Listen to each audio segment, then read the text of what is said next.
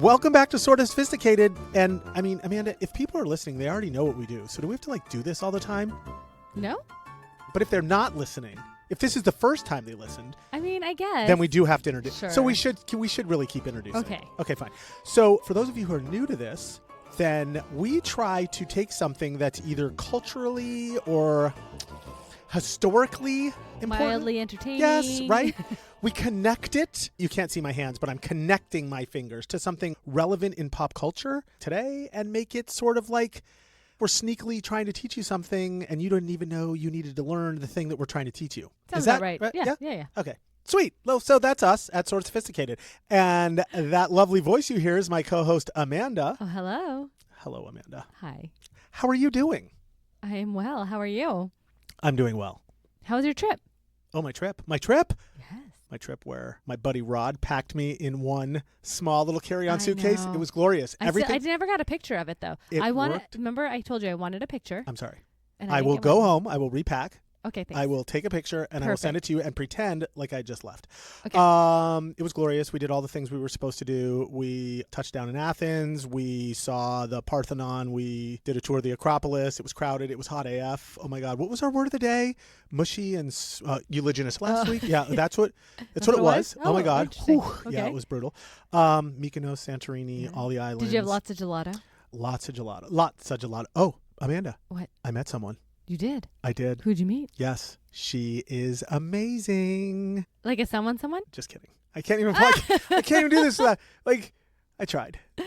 No. I was like, oh my God. But it was super fun. And after this, because I don't want to waste all the time, Yeah. we will go through pics. It will be glorious. Okay. You can see all the excellent places we visited. I'm here for it. I walked in the footsteps of St. Paul. We saw where the Virgin Mary lived before she died. Oh. Yeah, her last years before she died. We went to Ephesus in Turkey. Amazing. It was glorious. And now I am ready to go on another trip. Yeah, So you it's are a world traveler now. Iceland. Here we come, people. Iceland. No. Well, Oh, because here I we did the go. whole Iceland I thing, know, remember? So I think it's Iceland next. I want in on that. It's Iceland or New Zealand. Iceland is like half booked already. No, but I'm going to New Zealand in September. No. So you should just come. Okay. Oh my God, I can't go. That's yes, too you can. early. That's it's early. Literally like August 30th. Right. Okay, to I'll just September. Okay. I'll get a flight in the next 2 weeks. Thanks. Okay. I'll book it for you. No big Whatever. Yeah, book this, Dano. deal. How fun would that be? Oh my God, I hate you. Let's Okay. get on the Amanda train of travel. Okay, I forgot where we left off. So what are we talking about today? So today, we're not talking about anything that has to do with travel or with Greece. Well, that's disappointing. I know, it really is. Today, we are talking about... Wait, I like to officially title it. The official title is It's Not You, It's the System. A Beginner's Guide to Sociology. I think I love it. I know. I don't know. It's kind of nerdy. So, okay. Kind of schooly. A little sister episode to the one we did about psychology. You remember psychology? Okay. Yes, but this one's more about the collective us Right, sociology. than psychology, Sure, which okay. is like, One, us, our yeah. own brain, up there, upstairs. Okay, so you want to know why I picked this? Or do you even care? Do you even care why I picked this stuff, or do you just go I with mean, the I flow? know you always have a good reason, All right, so so I trust. I trust. Here it is. Can I tell you it? Okay. All right. So I was having a moment on the cruise, okay, figuring out why I pretend to do things for the sake of keeping other people happy. And then I started thinking, shit, am I the only one who does this? So I figured it was time to do an episode on sociology to get to the bottom of this, because I really don't know if I'm the only person who does it. I mean, maybe you are, but is there a whole story behind this? Oh, there's totally a story behind it. And maybe I am the only one. I know. This is my problem. This is why I had to do the study and go down this rabbit hole. Okay, so I'm on the cruise, right? And Yes. there was this comedy show that I wanted to go watch, and Okay. I'm a loser, and I went all by myself. Not a And loser. whatever. You're doing things on your Right, own. my I'm kids proud went and of did other you. stuff. I'm I was at proud this of you. right. So, but this guy up there is not that funny, right? And of course I'm judging him because I think I'm hysterical, and so I'm like, whatever. But everybody in the bar was laughing and having a good time because they're drunk. I'm surprised you weren't also laughing Right. So, but that's my point. So I started laughing along with everybody. because you felt obligated. Thank you very Okay. much. So that's where it started. Yeah. Right. But then it snowballed. You got into it. So no, not at all. He was done and he wasn't even that good. But then the next thing that happened was the cruise director or the person, I don't know, what do you call the person who gets up after, whatever, people that work on the cruise, right? So they get up and they say, okay, just for those of you dining at 6 p.m., that will be in 15 minutes. So if you want to get up and get ready to get to your seating arrangements or whatever. And everybody in the bar clapped. Why do you clap after that? I don't understand why people clap. They didn't say anything that was clappable. Why are you applauding? It's 'cause they're getting off the stage.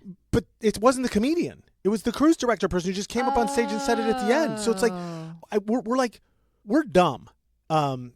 So my point of all this is I had to go down this rabbit hole, start figuring out what the people are the way they are. Like, why do I do that? And then I started thinking, well, everybody's doing that, not just me. Because and you like joined in as well. Yes. And so my whole idea behind sociology was born. Okay, there. Here we are. I like it. Okay, so we're learning about sociology. So is our word of the day something along the lines of sociology, or is it like totally from left field? No, yeah, you know me. I always make sure that they always connect so wonderfully well. No, of course it's going to be from left field. That's what we do. Okay. You know, we had a listener. Oh, we did? Who DM'd me. No way. Yeah. Yeah, it was pretty cool. Okay. Yeah. Shout out to listener Joe Bob Freeber. Our word of the day today is overmorrow. Overmorrow? Like overmorrow. Like tomorrow's over? Tomorrow. Okay. Yep. It's kind of. Really? You're on the right track. Yes. It's pretty easy. Overmorrow means. It's an actual word. Yes. Overmorrow is an actual word. Okay. It means the day after tomorrow. Stop it. That's what it means. I thought you were bullshitting. No, I'm not. That's what it means. It comes from the Old English offermorgen. Offer meaning over or beyond, and morgen meaning morning. So literally over morning or the day after tomorrow.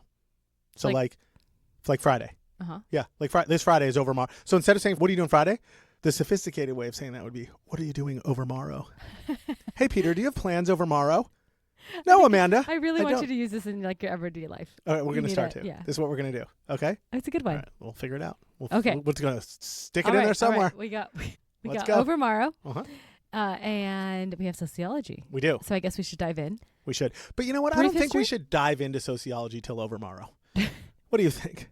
Let's put this whole thing on. Let's put this whole thing on hold. All right. Fine. Are you gonna give us like a brief history of sociology, how it came about? History. Yes, let's do that. Let's do definition all first. I know is I took like Soc 101. So did I. But that was about it. That was it. Thank you very much. You're closer to it than I am because you are younger. I am. But yeah, that's all I did. What was it, like a core class or whatever? Part of the core curriculum. Core class. I had to take it. No, homie. Like Gen Ed, your general education. Is that what you call it? I think we called it core classes. I don't know. Wow. I don't know. And you're I don't dated, remember. And you're dated. All right. Can I give the definition of sociology? Yes, Thank you. Please. Sociology, Amanda, is the study of how people interact in groups and how social structures, norms, and institutions shape our behavior and our relationships. Not to be confused with psychology, people, which is a scientific study of the mind and behavior, focusing on how individuals think, feel, and act. Got it? Got it. So psychology is an individual. Sociology is a group. Yes. But think of sociology like decoding patterns and trying to make sense of those patterns, and like way less therapy and getting on the couch and all that kind of stuff. So does the history of sociology go back as far as psychology or no? Believe it or not, it goes back even farther. So sociology was around before psychology. So sort of. Sort of. Yeah, sort of. Well, because that's how we do. Okay. That's fair. what we do here, fine, right? fine, Okay, so check this out. So if you remember from our psychology episode, because I know, Amanda, you have all of those committed to memory, and you listen to them while you're going to sleep. I do. Yes. Psychology started with a dude named Wilhelm Wundt, if you remember. He was the father of psychology. And William James, the father of American psychology, somewhere I remember that. Okay. around, I don't know, 1880, 1890. Okay. But sociology began 50 years before that in 1838 by a Frenchman named Auguste Comte, who envisioned this concept of sociology as a science of society that could help uncover the laws, quote unquote, that govern human behavior. So interesting. Okay. Yeah. So technically you could say sociology has like an earlier formal definition, like 1838 versus whatever I just said, 1880 or something. But we all know psychology goes back truly all the way back to like ancient Greece and like Right. So I guess like formal definition, sociology, but psychology probably older. Make sense? That's the sort of. Yeah. Okay. Fair. So if Wilhelm is the father of psychology, then this Auguste guy is then maybe considered the father of sociology? Like, did he start it? Or? You are so sophisticated. That's it. Yes. Oh, okay. You're so good. Comte is considered the father of sociology. But then after he coined the term, it was really Karl Marx who helped sort of put sociology on the map, like during the 1850s and the whole Industrial Revolution thing. Yeah. Okay. So he's the one who started analyzing how European society was shaped by class and how economics played into the whole bigger picture. And he started arguing that capitalism, by its very nature, creates inequality and subsequently, Amanda, conflict, because capitalism always creates conflict between the nobles, the ruling class people, and the working class, or like the peasant people. Is this how Marxism came about? It is. We're on our way. Okay. On our way to... Okay, so then, toward the end of the 1800s, Emil Durkheim drove it home, baby. So he was the one that actually turned sociology into a formal academic discipline and made us take it in school, right? So he started putting in like all the structure in this standard way, like how to study sociology. And then right around the turn of the century, you had a German sociologist come along named Max Weber, who basically piled on Marx's theory about class and added that hard work and discipline somehow matter in all this. So you should feel guilty if you're not being productive. Thank you, Max Weber. Is there like Weberism? Because I can get on board with that last part. You know what? We should chat GPT Weberism because that's probably your thing, right? I know, totally. So he was the one who coined the term iron cage. I don't know if you ever heard of iron cage, the feeling where you're stuck in a system that you help build but can't escape it. Thank you. Welcome to my life. I feel like that's, Okay, so thank you, Max Weber. Look up Weberism. I have no idea if that's a thing. So basically these Germans made us feel bad about our work ethic. Leave it to the Germans. Germans. Is that kind of it? Yes, okay. Thank you very much. Okay. Totally. Okay. Locking us in iron cages. No wonder we had to go to war with these guys, right? I mean, this is crazy. No, I'm part German. I know. Okay? You're digging on my people. I'm not. Okay? I need a break from you already. I need a pause. Can we just do this over tomorrow? Like, I need to break. You're so dumb. I know. I'm a little too much. Okay. So where were we? We're somewhere around the turn of the century, I think. Okay. So now the United States decides, let's get involved because that's how the United States rolls. So 1892 to be exact. That's when we launched the first sociology department in America. Amanda, out here in America at the University of Chicago. 1892. 1892, Crazy. University of Chicago. Here okay. we go. So fast forward to the 1920s, 1930s. You got Jay Gatsby throwing parties everywhere, right? You remember the whole throwback to them, right? That's where we're at. Sociology becomes a lot more, you would say, empirical as we start studying real life social situations to get data and make like serious advancements. So up till that point, it was all theoretical. Nobody was really doing the real life shit. So we started focusing on the observations of urban life, poverty, race relations, religion. And meanwhile, in Europe, the shit was hitting the fan now because of Hitler and fascism and everything, right? Because now we're in the 1930s. So they sort of like a big snowball. Yeah, they sort of start events and classism and all that shit's going on. So the United States is moving sociology forward and Europe sort of in pause pattern. You with me? Yes. All right, so I'm fast forwarding again. Okay. Prepare to fast forward. Fast forwarding, okay. sir. Okay, so now we're in the 1950s, 1960s, post-World War II. Sociology goes bonkers. Something called functionalism. Do you remember learning about functionalism? I don't know if I do. I do remember learning a little bit about functionalism. I don't know if I do. Yes, that totally took over. Okay. Inspired by Durkheim, mind you. Oh. Okay. So functionalism is the idea that every part of society, think like schools, families, laws, like everything, right? They all exist for a reason and work together mostly to keep things running smoothly, like parts of a big, well-oiled machine, like our car, right? And all these new sociologists are getting all involved and doing all this research and writing all these books. But just when they think they have it all figured out, wham, Martin Luther King, the civil rights movement, followed by a little feminism. Thank you. Okay. Then you had the anti-war protests for Vietnam. There's a lot of movements happening. Right. This is the 60s and 70s. All these sociologists who thought they had everything figured out were like, wait a second, what the fuck just happened? And it all blew up in their faces again because they didn't have the structure figured out the way they thought they did. But is it like we are humans and of human nature? And so I feel like sometimes when you think that you figure out, oh, XYZ is always XYZ, it's not true because we're humans. Like, it evolves. Okay. But we just did this whole thing on classical music. Like it was the Baroque and then it was the classical period, then the Romantic period, then the contemporary. Like it changes. And then people are like, what? It's still called classical music 500 years later? Yeah. But it's totally and completely different. Same thing. Sociology I think what happens So Darwin was right. Yes. That's it. Go back. God, look at you. That was perfect. Yes.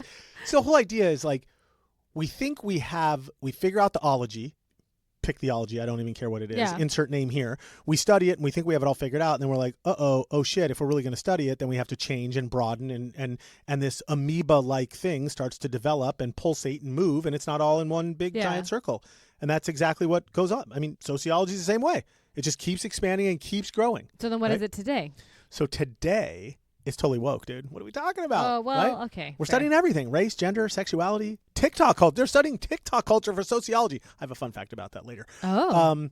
Everything's included. It's not just a study of society, I would say, anymore. Now it's more of the study of how society feels and moves and changes, like you're saying, like in real time. Okay. Yeah. So now if you and I went back to take a sociology class, Amanda, we would be like, what the hell is going on? We should do that. We should. And we go would to the community college. Let's take one. We would be laughed at in the back of the room. Probably. Be like, these old oh my God. fuckers. That would be funny. I'm going back to school to be a sociologist. I'm doing it. I think I'm going to. Okay. No longer historian. Sociology. That's Here it. we go. Sociologist. Just changed my mind. Today. You want to go back to school for everything. I got one life. You got to pick I got one life. You do. Have you figured out I'm a bit bipolar? I mean, It's out there. And ADHD. It's fine. Yeah, okay. All of those things. So let's get you then focused. Okay, focus me. We got the history down. Yes, we do. And we are going to move forward. I think we should talk about how sociology actually shows up in real life, because we were just talking how it just kind of is now all of a cluster and is evolving. So why don't we start with like some social norms and roles, maybe kind of like baseline it here for everyone. And not that we, again, can put everyone in a box, but, just kind of like where we start. I would like to put everyone in a box sometimes. Sometimes. I'm not going to lie. But then, of course, we'd have no listeners. It's true. Right. Well, then on the flip side of the coin, then you have to talk about like unwritten rules. Give us some examples. Can you do that? That's a lot of stuff. I love the way you said baseline it, because that's, I think, the best and easiest thing for me. So all the other stuff you just asked me, which was like 12 questions in a row that my brain can't remember, I think I'm going to struggle with. But I'm going to go baseline. I can do the social norms part. Okay, okay, we can do that, right? Let's go. Okay, so here are a few examples for context. Let's start with something simple. Elevator behavior. Elevator behavior? Okay. You're familiar with elevator? Like first in, first out? No, like last in, first out? No. Like don't fart in the elevator? What are you talking about? So all of those things, yes. Oh, okay. So yes. But not. Right. So I was just going to say you walk in, turn around, and face forward. But I like all of yours, right? But this point is perfect because you just made it for me. Nobody told you like you couldn't do all those things. You just learned not to do them. You just knew not to. There's not a sign on the elevator before you get in that says, don't fart, first in, first out, make sure you always look forward. Nobody's doing that stuff, right? I mean, sure, yes, but... Except me, because I'm the one who does look backwards and just stare at people. But like, I'm sure your parents, somebody passed it down, right? It's like, and then you're right. It's still a social norm. It is. I'm trying to make an example of social yes, norm, okay, and you fair, just totally fair. made my point for me. Thank you very much. Okay. So then, how about on the job? We have ones on the job. Think gender, think age, right? For gender. Okay. Like women in leadership, especially. I deal with this all the time. Women who speak directly and confidently. People will label them as bossy behind the scenes. Oh, she's so bossy, right? Well, and I feel like that's definitely more for women. It's bullshit, right? Yeah, I think it's total. A man could do the exact same thing. In my role, I'm considered. But it's expected of you. Right. I'm commanding. Yeah. I'm authoritative, right? It's total bullshit. And that's shit that women have to deal with. Yeah. Same behavior, different reactions. Well, thanks for acknowledging. Appreciate Absolutely. that. Right. And then for age, say like a 22-year-old intern. I do a lot of intern stuff at work. They have a new cool idea, sitting in a meeting. A lot of people will smile politely. They'll do like, oh my God, that's a great idea. And literally dismiss that person. Right. But if someone who's been in the job for like 15 years does the same exact thing, steals the idea or just says it differently, they're like, oh my God, you're a visionary. Great idea. Let's go for it. Implement this idea. Let's pilot this new process. It's bullshit. So we're assigning value based on who says stuff, not what's being said. That sucks. But that's been like historically the case. That's absolutely, but that's the whole point. So are we evolving from that, do you think? Well, we're trying to, but if we're trying to baseline the whole idea of social norms, and I'm trying to get people's brain to think, how does this appear in society today? So you know that it's in front. Looking for the tells. That's all we're doing. Okay. We're just looking for the. That's what I thought you meant when you were like, yes, "Hey, social norms." That's great, actually. Great. Okay. I love it. Okay. So we got social norms of basically how to enter an elevator. Yes. Gender, totally random, ageism. right? Age. Okay. Parenting. You want to do parenting? Let's do parenting, that's right? A good one. Dads get away with everything, so it pisses me off. So I hated it when my kids were growing up. My friends would call me. They'd be like, "Dude, you want to go out or whatever?" I would be like, "Oh, I'm taking care of my kids." They'd be like, "Oh, you're babysitting?" I'd be like, "I'm babysitting? What the fuck are you talking about? I'm raising my children today. Yeah. That's what I'm doing." But if Gabby was at home, nobody would say nobody would say she's babysitting. Like it was so frustrating for me. I have respect for you. Yeah, that one drove me absolutely crazy. You want to do race? Let's do race. Yeah, okay. Not that I know anything about it, because you're right. I'm totally white and entitled. But many people of color, I work with black professionals. I am sure they feel pressure to fit into a white-dominated culture, right? Think how they talk, how they dress, how they wear their hair. My instinct, and I should ask them because I'm sort of going off the deep end here, but my instinct is they probably have to wake up in the morning and be like, how do I figure out how to professionalize myself into this white-dominated culture? Which is total bullshit, because I don't wake up in the morning. I see that at our conferences all the time. I don't wake up and go, oh, how do I fit into this black-dominated culture? Right. I never think that way. So it is behind the scenes brewing with people for sure. It sucks. And I guess the last one, how much money you had, like economics growing up. You'll get put in a category. They might not say anything out loud, but they absolutely will decide how much value you bring. And it takes your whole life to change that, because people with more money feel way more entitled to speak up about things than people who don't have money. So basically, I think if we just like brass tacks it, you're basically saying if you ever have walked into a room or have felt like you had to act a certain way, then that's a social norm in action. Already in action. Yes. And like the invisible stuff that we don't see, we're all expected to know, but it also shows kind of where you are socioeconomically, how you were raised culturally. All of those things. You know what's crazy? What? Is all the roles that you just talked about. Like how many of them we never actually choose, right? They happen to us, whether it's our gender or income or race. Like, you were just born into that. Oh, absolutely. It's not as if you decided somewhere along the line to not fit into these social norms. No, very rarely. Can you change all of that? You literally are born into it. And then once you start to notice it all, the whole idea is let's level set, baseline it, get people to know like how they show up to the world. And then we can start to figure out like how to adjust and how to play off of those cards. Right. And I think part of the challenge is getting people to recognize and identify it, but also not be defensive over it. Bingo. But I mean, I don't know. This is getting into some like really big stuff. Like we're now in the unbalance of systems and who decides who gets screwed over. That's and right. How things are all unfair. It is. Preach it. It's all unfair, right? I don't know. Okay, I have an idea now. No, I don't know. Because you're about to. I'm getting overwhelmed here. I know, but I can tell you're getting on your soapbox a little bit. Why don't you give us a little bit of what you're thinking about this whole unbalance of systems? Because I can see it's coming out. Well, I mean, you're gonna get me all heated here. Are you sure that's not just the air conditioning in this studio? Oh, I'm okay. Okay. Would you like me to turn it up? No, it's fine. Let me turn it up. Honestly, because if you did do you turn down? Down. I don't even know. But either way, it works so slowly here. Well, you would turn My up. instinct is it won't be 70 degrees until over tomorrow. Oh God. This is so easy. Okay. It's a good word though. It's actually a word that you can apply in real life. Here we go. Okay. All right, get back to what we were talking about. The unbalance of systems. Give me some examples. So, I mean, recently I was just talking about like the gender pay gap. Yes. So it's gotten a little better in the last few years, but like if we're going to be real, women still earn less than men for doing the same job, right? So I think it's like now 82 cents on the dollar. It is. And that's like white to white, right? But if you consider race, then you're going to go from white men to black women. It's crazy. It's 65 cents on the dollar. Same job. 65 cents on dollar. Yep, That's insane. Yep. Yeah. And then, if you go to Latino women, it's 57 cents. So like, it's not Holy shit. It's just like so layered and multifaceted. Right. And so now you have a system that undervalues women working. And like the argument is, well, women enter the workforce later, et cetera, et cetera. However, I mean, if we're just talking qualifications, just like you were saying earlier, like we should just be listening to words and what people are saying, it kind of applies here, right? Unbelievable. Okay, going deeper into our little rabbit hole. Go. So the average white family in the U.S. has like 8 times more wealth than an average black family. 8 times? 8 times. Yeah. Holy shit. Yeah. It's not a coincidence. Like, I mean, you had redlining, which happened in the 60s, and it was where blacks couldn't get mortgages. And that like just affects even today. I mean, you have housing discrimination, underfunded schools, mass incarceration. It's not like you can just like work hard and get out of it, because there's so many hurdles. No, you can't. Totally sucks. And I mean, yes, you need to work hard. Can you get out of it? Can you break the cycle? Yes, absolutely. But it's still like, it's so difficult. And I don't think enough people realize how challenging that is. I read a book. I don't remember. It was for Vistage. It was years ago.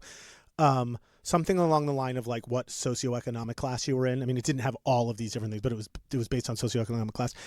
And it was something like, it was single digits. 5 to 8% of people can move one band. Yeah. Like in their lifetime. It was like almost impossible. Right. And a lot of that, I mean, if you skip more than one, it's like generational wealth hit you. Somehow you fell into it, right? Yes, absolutely. And so I know people are like, yes, I mean, they're the Elon Musk and the Gates who like self-built man or whatever. One in a billion. Right. Right place, right time. Right. Like it's not as if that applies to every single person. Correct.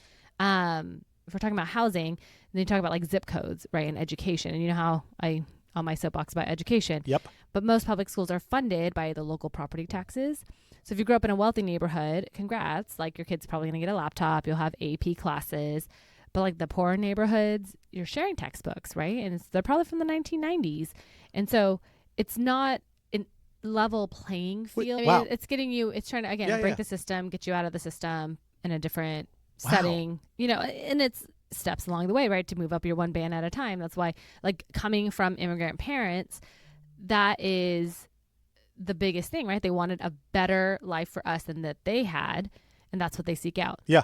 I mean, I guess that also rolls over into healthcare, right? If you have money, you get same-day appointments and preventive care. If you don't, like, good luck finding a doctor. Like, I deal with this a lot with some of our clients.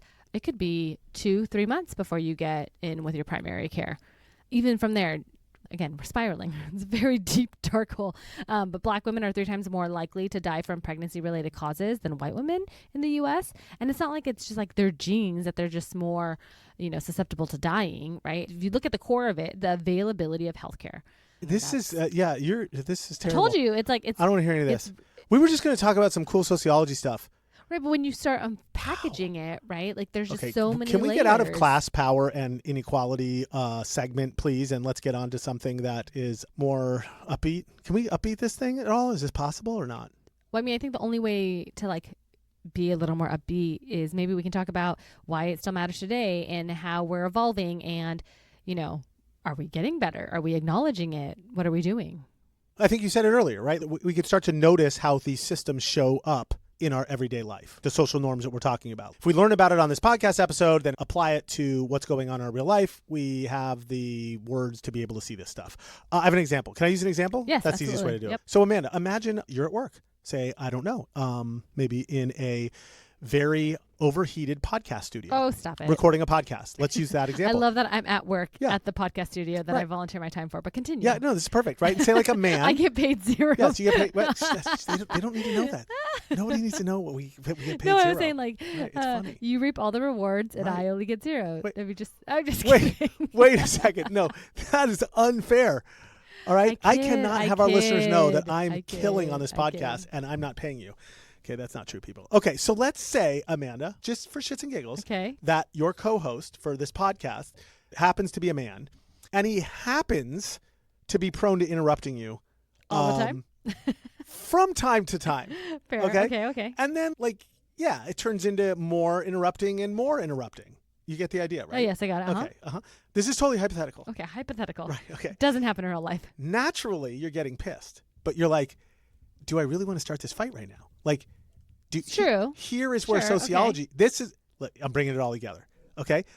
Understanding sociology at the most basic level gives you the tools and understanding to know what's going on in the exact moment. Stay with me. Think about it, okay?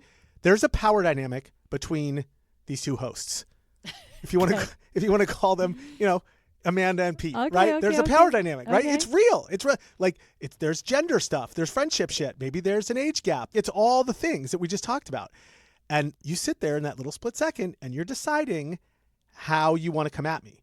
Do you want to come at me hard and be like, oh, dude, don't fucking interrupt me?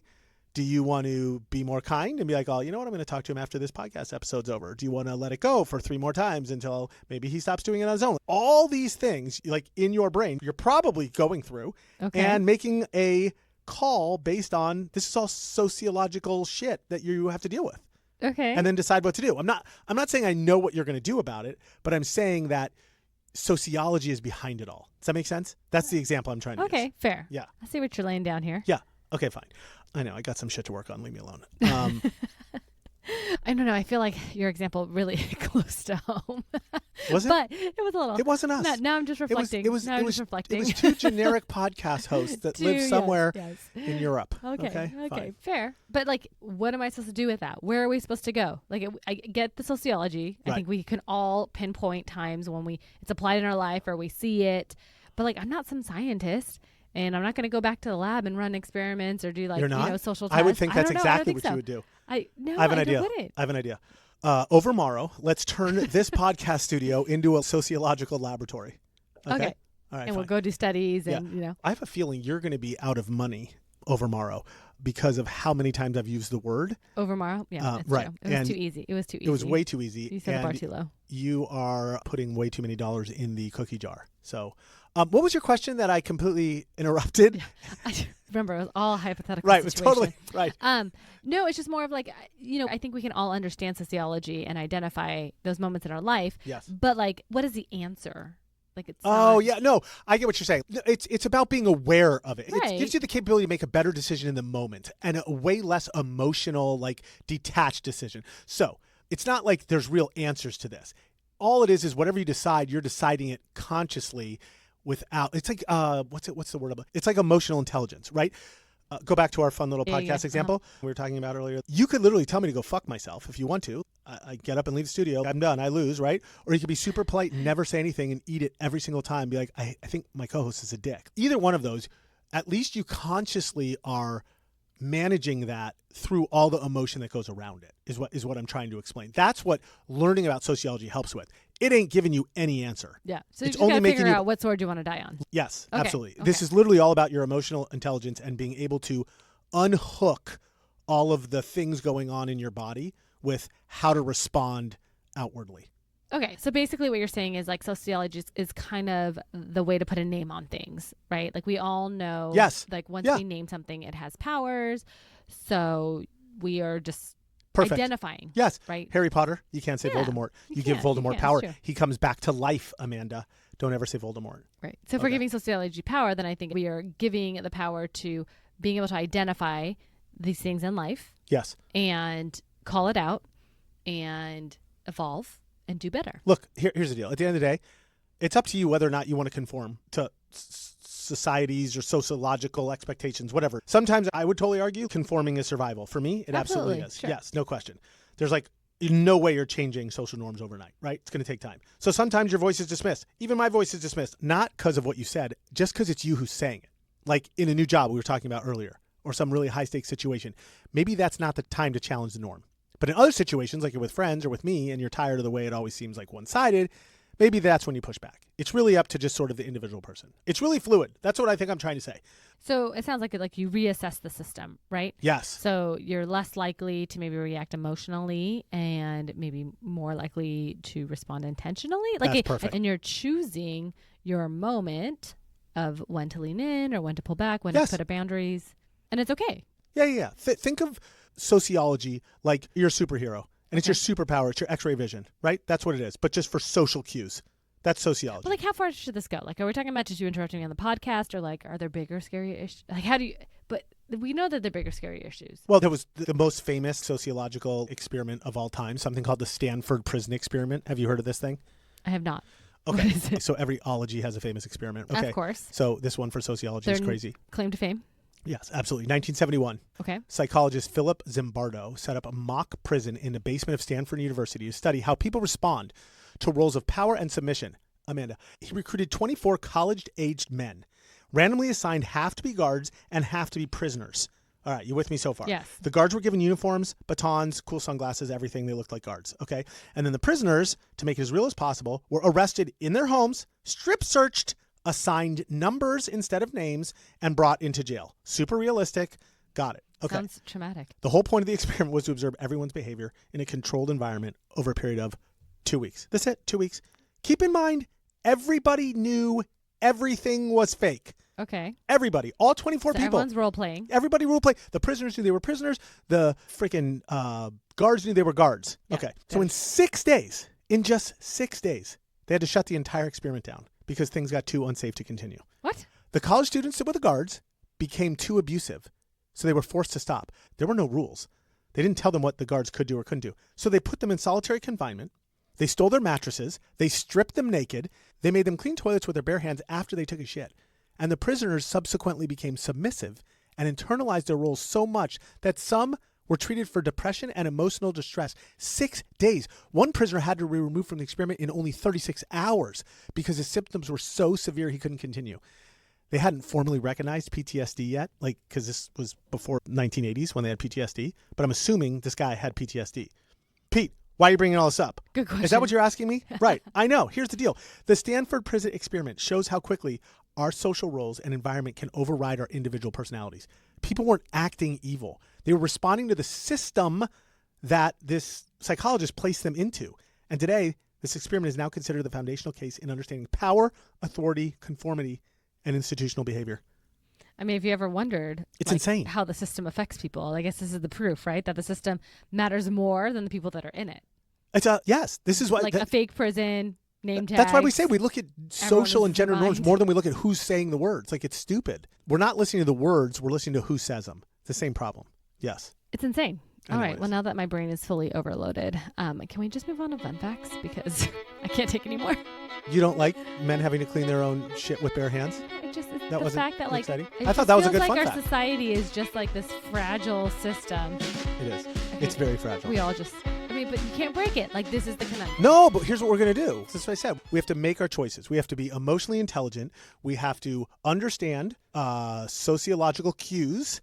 And then we have to speak up to start to change those social norms. And that's what we're trying to do. That's what our system's trying to accomplish. It's just taking forever. But think of all the movements that are out there now, right? And there's folks on both sides of the movements, right? Oh, no, it needs to stay the old way. I like the old way. And then there's folks that are pushing boundaries to get it to the new way.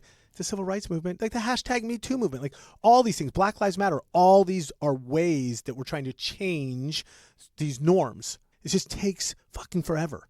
There's some positive shit out there, I promise. All right, you want to do fun facts? I do. Let's go. I'm good. Fun fact time. Here we go. Okay. Help me out. Dig me out. Fun fact. Did you know the guy who coined the term sociology wanted to be a priest first? So this is like fallback career? But he got kicked out of the seminary for being too rebellious. Auguste Comte, the father of sociology, we talked about him earlier, originally studied to be a Catholic priest, but ended up founding a secular religion of humanity instead. Thank God for getting kicked out of the seminary. Let's go, Auguste. God has a plan. Okay, number 2. So Emil Durkheim, we talked about him earlier. So he was big on learning about suicide, right? He wasn't the first to coin the term suicide or the first to write about it or anything, but he was the first to study it as a social phenomenon.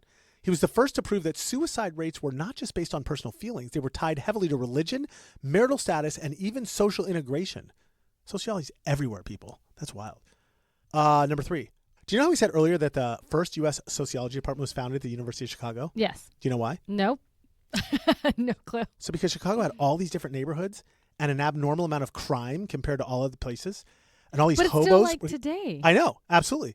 All these people were coming in looking for work. Oh, by the way, Chicago also had the first known serial killer. Did you know that? No. H.H. Holmes. Yes. Did you ever read Devil in the White City? No. Oh my God, Eric Larson, one of my favorite authors of all time. Amanda, we need to read Devil in the White City. Okay. Excellent. Okay. Yeah, Chicago was like a real world lab right there on the streets of Chi-Town. Let's go. Right. Oh. I feel like it still is. Yeah. No. Hey, no hate to Chi-Town. We like Chi-Town. No. Yes. There's no hate. It's just interesting. Number 4. So for most of the 20th century, sociology and psychology were in a full-on turf war for total domination. Total domination of the tri-state area. Psychologists were all about it's in your head, and sociologists were all about not really. It's more like the system. Spoiler alert, they were both right. They had to learn to share their turf. Now Come and work together. How?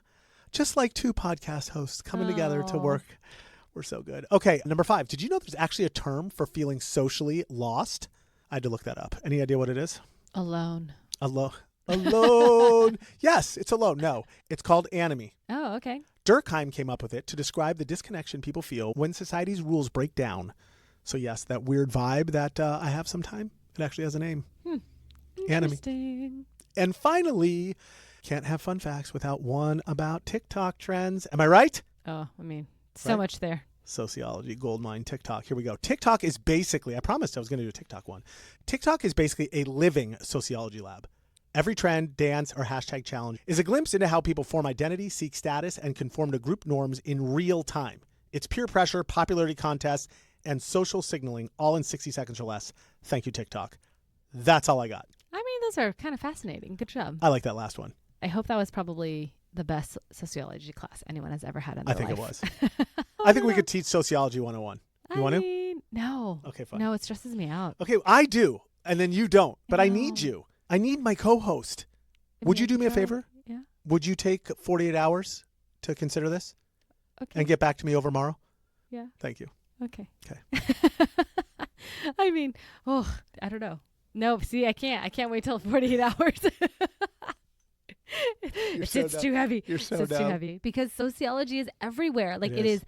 How do you ever turn it off? You don't. I don't think you can, right? Nope. You have H.H. Holmes, you got hashtag challenges. And I feel like once you look for it, you can't unsee it. It's just always there. I mean, yes, us understanding it helps to change the world, hopefully, and figure out our place in it and what we can do to make it better. But it's a lot. It's a lot. Okay, so since it's so much, you want to break it down? Give us a few takeaways, bullet point it. We'll do it. We'll do the sort of sophisticated takeaways. Okay, so first, if you liked what you heard, want to dig a little deeper, because we always like to give you a little bit extra. I'll start with a few documentaries. Try 13th. That one's on mass incarceration. You've seen it? One. Yeah, that was brutal. I saw that years ago. Or Misrepresentation on Gender Roles. Both awesome. Or if you want to pick up a book, try The Sociological Imagination by C. Wright Mills. It talks about how important it is to develop our awareness of how power and history shape our lives. A good read. Or at the very least, just people watch, right? Let the world be your lab, like we were talking about. Just observe. Go to Disneyland. Yeah. Observe. Yes. Oh my God, what a great way to go. That observe within group itself study. Yes. is also it's fun. socially. It's totally fun. So many things to talk about. Disneyland. We did one on Disneyland. We should do another one on sociology at Disneyland. And finally, if you want to sound sort of sophisticated, here are a few big ideas to take away. So first, sociology is a study of society and group behavior. It looks at how people interact, follow norms, and shape institutions like family, religion, and education. It's different from psychology, which focuses more on the individuals. Sociology zooms out and says, hey, the system matters, not just the people in it. Number two, your personal choices are shaped by social forces. What you wear, who you date, how you vote, even how you grieve. These aren't just personal decisions. They're often guided by cultural expectations and invisible norms. Number three, social structures affect opportunity. Like we said earlier, race, class, gender, and geography all influence who has access to resources, safety, education, and power, sometimes in ways we don't notice unless we study the system. So study the system, people. Number four, patterns matter more than expectations. Sociology isn't just about individual outliers. It's about trends and recurring behaviors across groups, communities, and institutions. And finally, sociology helps you see the bigger picture and increase your emotional intelligence. Whether you're navigating workplace politics, scrolling TikTok, or wondering why you feel out of place at a wedding, sociology gives you the tools to understand the context behind it all. And Amanda, if you don't remember any of that, just say, oh yeah, sociology explains why we all clap at the end of, comedy shows. Boom. Genius. You're welcome. And there you have it, fellow listeners. A crash course in the study of us. From power dynamics at work to viral trends on TikTok. Sociology helps decode the hidden scripts that guide our everyday lives. If we've done our job today, hopefully you're walking away feeling a little more sophisticated, with a clearer sense of how social norms are built, why clapping for people makes sense, and what it means to actually see the system instead of just the symptoms. If you enjoyed the episode, hit subscribe, leave us a review, and share it with someone who thinks sociology is just a bunch of theories with long names behind it all. But until next time, stay curious, question the script, and keep it sort of sophisticated.